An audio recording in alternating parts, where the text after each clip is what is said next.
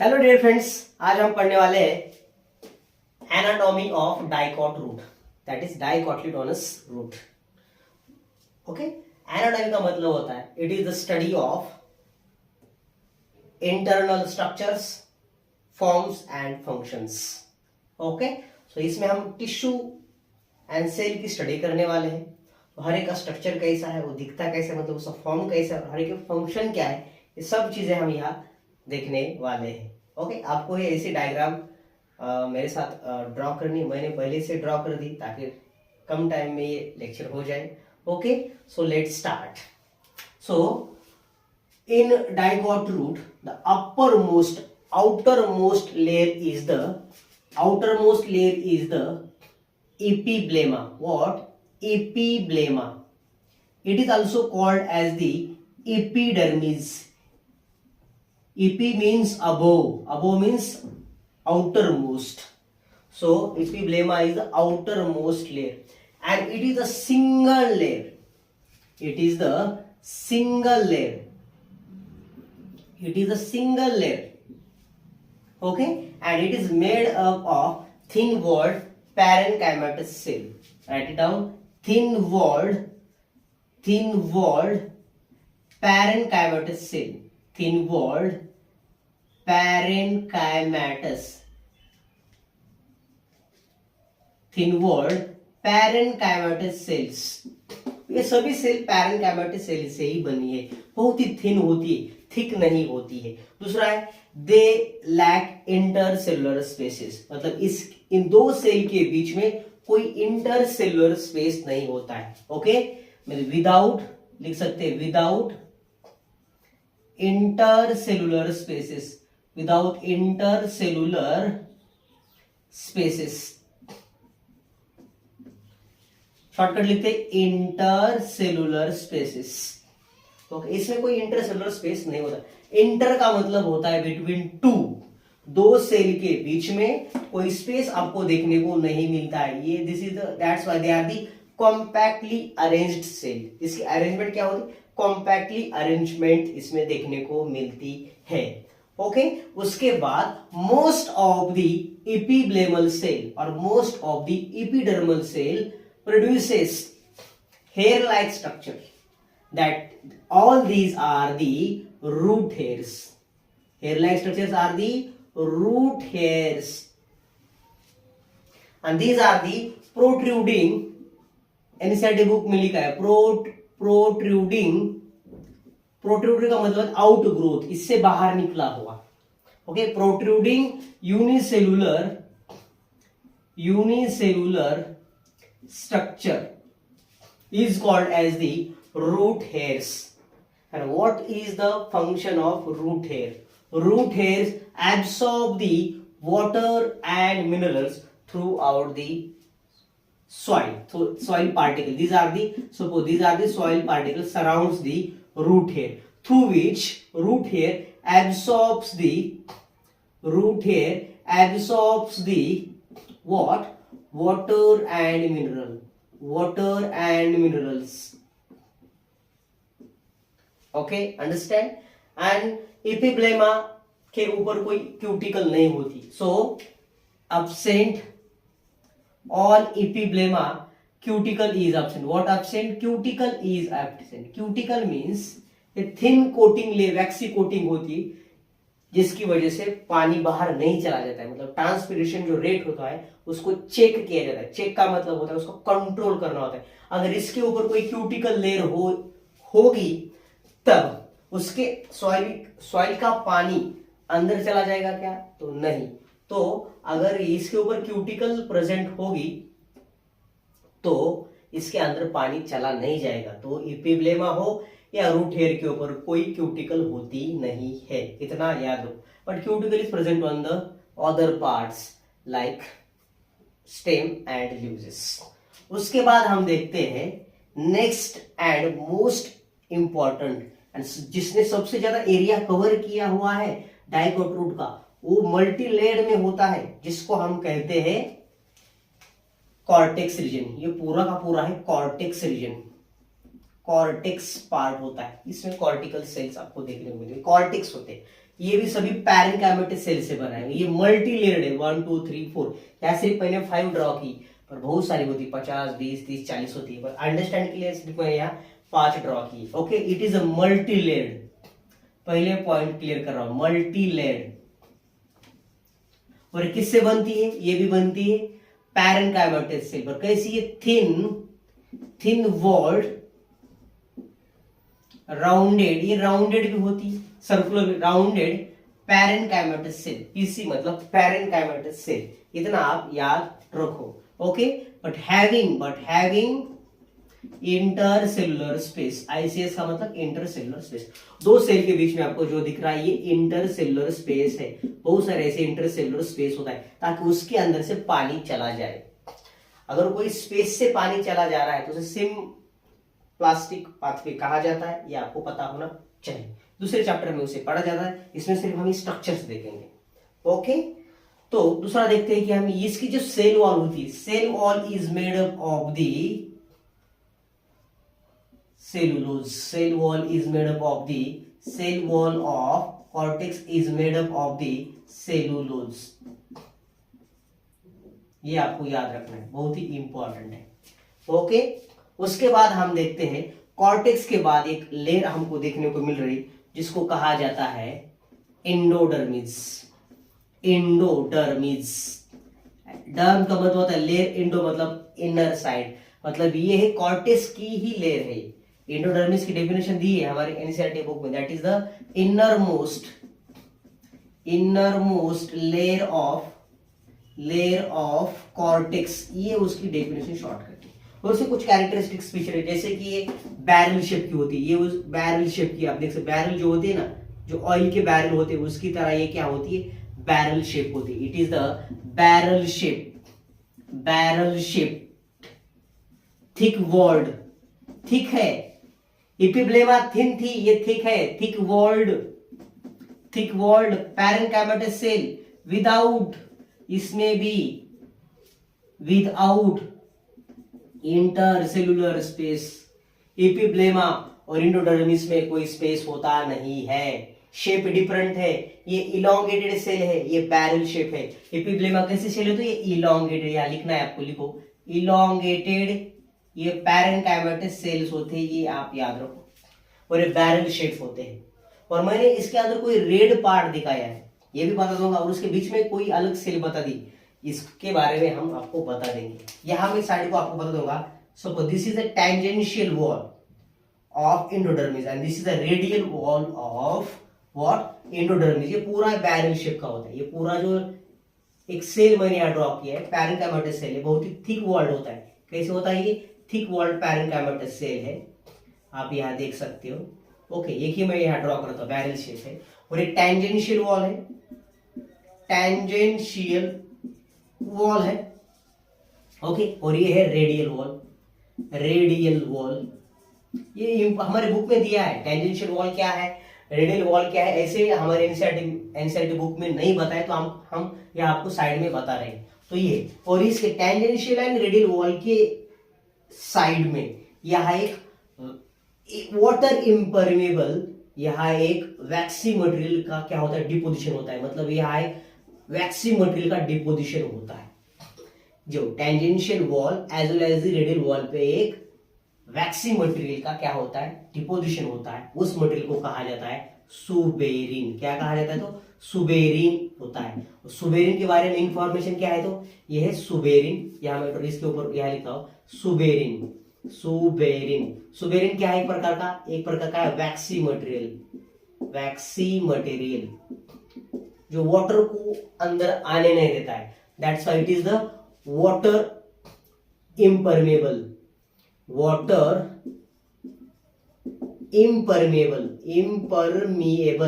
मतलब वाटर को अंदर आने नहीं देता है।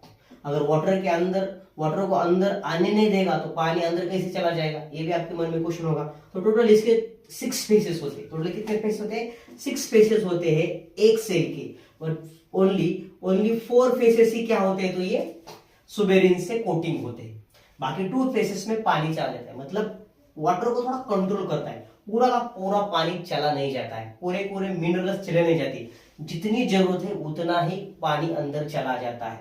समझ में आ रहा है आपको? जैसे हम ये आपको बता सकते हैं, सपोज ये है, सपोज अगर ये देखो, ये है लगभग, ये शेप देखा जाए तो इसका शेप है आपका बैरल शेप है। मतलब देखा जाए टोटल इसके कितने पीस है, 1 2 3 4 5 6 पीस है। मतलब इसे देखा जाए तो ये सब जो है इसकी जो देखा जाए, ये इसकी देखा जाए तो ये पूरे के पूरे इसके 4, 1 और 2, ये जो डाउन अंदर के जो पार्ट है यहाँ से पानी चला जाएगा सीधे से, पर यहाँ से साइड से पानी चला जाएगा नहीं, पानी सिर्फ ऊपर नीचे से ही चला जाएगा। तो 2 फेसेस ओपन है। समझ में आ रहा है? तो ज्यादा पानी को क्या कर रहा है, रोक रहा है। जितना जाना चाहिए उतना ही जा रहा है, तो जरूरत का जा रहा है। ओके, तो that's why it controls the excess water. Okay, दूसरा ये सुबेरिन क्या है, तो वाटर इम्परमेबल वैक्सी मटेरियल है सुबेरिन। और ये बहुत सारे सुबेरिन यहाँ क्या हो जाएगी, ऐसे स्ट्रिप में, ऐसे चेन में अगर दिखाते हैं तो उसे कहा जाता है कैस्पेरियन स्ट्रिप कहा जाता है। इसके अंदर क्या होती है, तो ये कैस्पेरियन स्ट्रिप होती है। तो यहां मैं रब कर देता हूं, ये है अपनी कैस्पेरियन स्ट्रिप। कैस्पेरियन स्ट्रिप है, या उसे बैंड भी कहा जाता है, कैस्पेरियन बैंड। ये किससे बनता है, तो ये कैस्पेरियन बैंड बनता है अपने सुबेरिन से, ये याद रखो। सुबेरिन क्या है कि वैक्सी मटेरियल है जो कि वाटर इम्परमेबल है, वाटर इम्परमेबल, वाटर इम्परमिएबल। फिर से लिख रहा हूं ताकि ये इंपॉर्टेंट समझ में आए। वो कैस्पेरियन स्ट्रिप किसको ब्लॉक करती है, ये भी बहुत बार प्रश्न पूछा गया है नीट में। कैस्पेरियन स्ट्रिप ब्लॉक्स दी एपोप्लास्टिक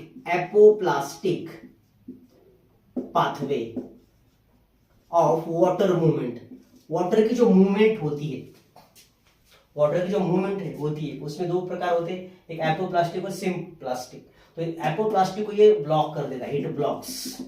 यहां मैं टाइम लगा रहा हूं ताकि समझ में आए, इसके ऊपर क्वेश्चन आते हैं, जल्दी नहीं, क्योंकि जहां अच्छी इंफॉर्मेशन है, जहां इंपॉर्टेंट फीचर होते हैं उसके ऊपर आपको ज्यादा फोकस करना पड़ता है, उसको ही ज्यादा आगे लेके जाना पड़ता है और उसका रिविजन करना पड़ता है, बाकी का भी रिविजन करना पड़ता है, पर ये इंपॉर्टेंट होते हैं। ओके, इसको याद रखना होता है, उसको ज्यादा इंपॉर्टेंस भी देना होता है। ओके, तो आगे हम बात करते हैं इंडोडर्मिस के बाद हम देखते हैं कि इंडोडर्मिस में कुछ ऐसे उसके बीच बीच में कोई सेल्स देखने को मिलते हैं, है ना। तो इसको कहा जाता है पैसेज सेल। इस पैसेज सेल में कोई मैंने ऐसा कैस्पेरियन स्ट्रिप नहीं ड्रॉ की, मतलब इन पैसेज दिस इसका अंदर नाम लिखा पैसेज सेल। पैसेज सेल में कोई सुबेरिन या कैस्पेरियन स्ट्रिप मिलती नहीं है, ये याद रखो। मैंने यहाँ ड्रॉ भी नहीं किया, तो ये पैसेज सेल ऐसे होते हैं। उसके लोकेशन कहाँ होते हैं मैं आपको धीरे धीरे बता दूंगा। ओके, बाद में आपको लेयर मिलती है, एक लेयर मिलती है जिसको हम बोलते हैं पेरीसाइकिल। ये है पेरीसाइकिल। ये भी पैरेन्काइमेटस सेल से ही बनी है, बट ये बहुत ही थिक वॉल्ड होती है। देखो कॉर्टेक्स थिन वॉल्ड है, बट ये थिन वॉल्ड पैरेन्काइमेटस सेल्स है। इसमें इंटरसेलुलर स्पेस होते हैं, बहुत ही थिक होती है। आप यहाँ मैंने ड्रॉ की है, आपको स्ट्रक्चर से समझ में आ रहा होगा, बहुत ही ऐसी थोड़ी सी थिक बना दी है। ओके, तो आप यहाँ देख सकते हो बहुत ही थिक वर्ड। और पेरीसाइकिल फ्यू लेयर्ड होती है, क्या होती है, तो फ्यू लेयर्ड होती है और थिक होती है। क्या होती है, तो थिक होती है।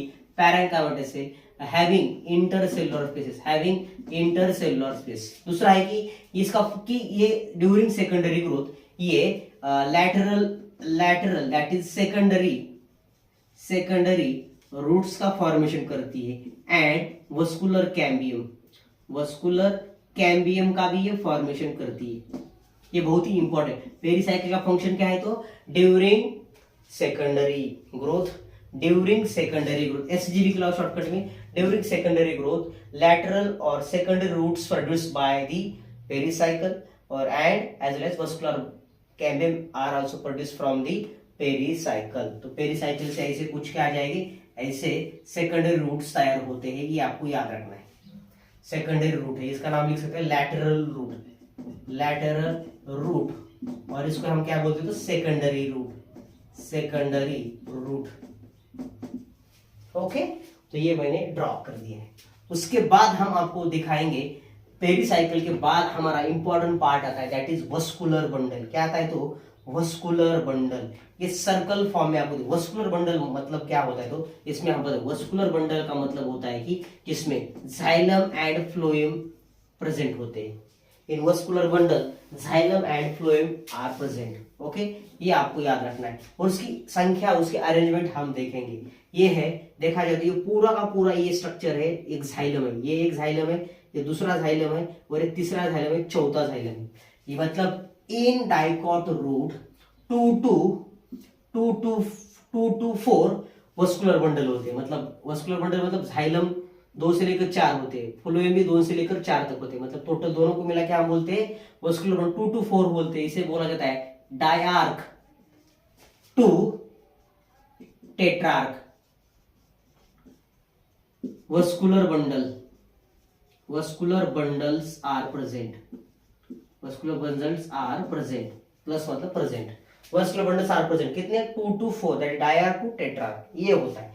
बट देखा जाए तो ये है जाइलम और ये फ्लोएम, ये दोनों डिफरेंट रेडियस पे होते हैं। लिख सकते हैं xylem and phloem are at different radius या रेडाई, इसे कहते हैं हम, that's why they are the radial arrangement. आपको यहां देखने को मिलती है रेडियल अरेंजमेंट, आपको यहां देखने को मिलती है। कौन सी, रेडियल अरेंजमेंट। ओके, तो उसके बाद हम थोड़ा सा देखेंगे कि ये जो ये स्मॉल, ये पूरा जाइलम है, जाइलम में भी जो पित्त की ओर होती है, पित्त बहुत ही स्मॉल एंड इनकॉन्स्पिक्यूअस होती है, बहुत ही मतलब आंखों को दिखती भी नहीं, तो ये पित्त है। ये आप पहले लिखते हैं इसे पित्त, इसे कहते हैं पित्त। पित्त कैसी है, तो ये स्मॉल है या इनकॉन्स्पिक्यूअस होती है। इनकॉन्स्पिक्यूअस मतलब हमारी आंखों को भी दिखती नहीं, यानी कभी कभी तो एब्सेंट भी होती है। ये आपको याद रखना है, बहुत ही स्मॉल होती है, ज्यादा उसका डेवलपमेंट नहीं होता है, तो पित्त होती है। अगर पित्त की ओर, अगर ये MX में लिख रहा हूं, मतलब मेटाजाइलम, ये क्या है बच्चों, मेटाजाइलम है, मेटाजाइलम। और पेरीफेरी की ओर, मतलब चारों ओर अगर देखा जाए तो PX लिख रहा हूं, PX का मतलब होता है प्रोटोजाइलम, प्रोटोजाइलम।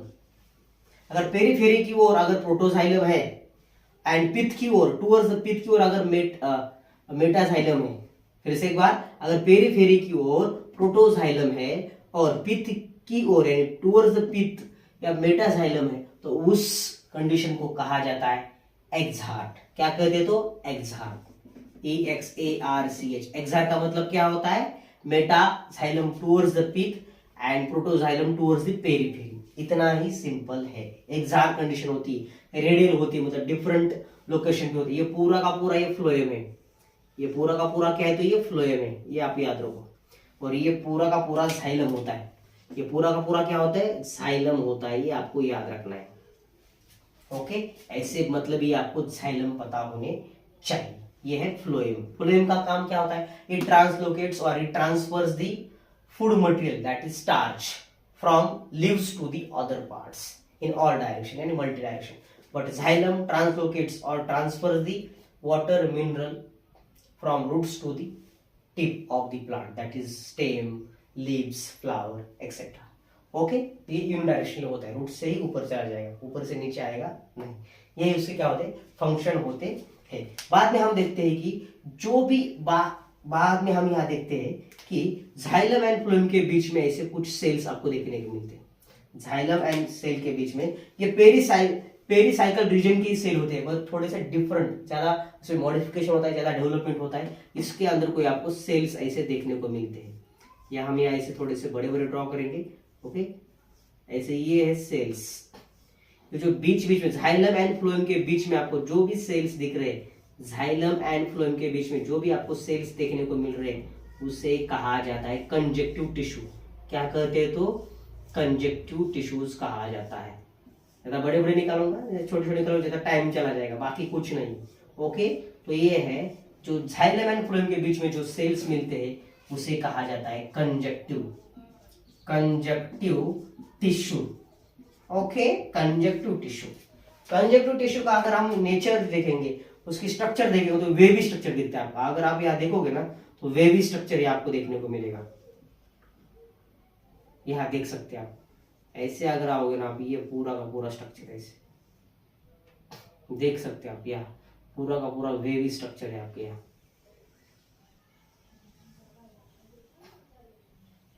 इसे वेव लाइक स्ट्रक्चर आप यहाँ देख सकते हो।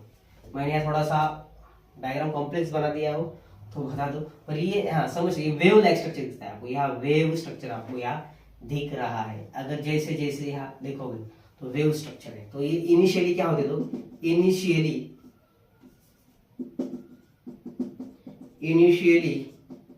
it forms wavy structure, and later it forms what, ring, circular annular ring, और ये बनाता है सेकेंडरी ग्रोथ, शो करता है, it shows secondary growth. Secondary growth ही यही डाइकॉट में मिलती है, ना कि मोनोकॉट में। मोनोकॉट में सेकेंडरी ग्रोथ अब्सेंट होती है, इसकी सेकेंडरी ग्रोथ होगी तो साइज बड़ी हो जाएगी। ओके, अगर सेकेंडरी ग्रोथ नहीं होगी तो साइज छोटी हो जाएगी। तो सेकेंडरी ग्रोथ इंपॉर्टेंट है। सेकेंडरी ग्रोथ किसकी वजह से होती है, तो कंजक्टिव टिश्यू से होती है। कंजक्टिव टिश्यू किससे बनती है, पेरिसाइकिल से बनती है। तो ओके, इतना ही सिंपल है। बाकी पित्त तो सेंटर में होती है, ये हमने आपको काफी चीजें बता दी है। और दूसरा, बाकी के साइड में आपको ऐसे सेल भर देने जो कि पेरिसाइकिल के ही सेल है, ऐसे आप यहाँ लिख सकते हो। ओके, बाकी के रीजन में आपको ऐसे पेरिसाइकिल के सेल आपको ऐसे भर देने, बाकी कुछ प्रॉब्लम नहीं है। ओके, सो ये एनाटॉमी ऑफ डाइकॉट रूट है। थोड़ा लेंदी हो गया, थोड़ा स्लो हो गया, थोड़ा कॉम्प्लेक्स भी लग रहा है डायग्राम में, समझ लो सिर्फ। अगर आपने मेरे साथ अच्छी तरह से ड्रॉ भी किया है, मेरे साथ लिखा है, तो आपको ये समझ में आ जाएगा। Okay, so if you have any doubt ask me in comment box. और दूसरा, अगर लेक्चर आपको अच्छा लगता है तो अपने जो भी फ्रेंड्स है नीट की तैयारी करने वाले 11th-12th बायोलॉजी वाले, उनको ये आप मेरी जो भी चैनल है उसको आप शेयर कर सकते हो, मेरा चैनल को। Okay, so thank you.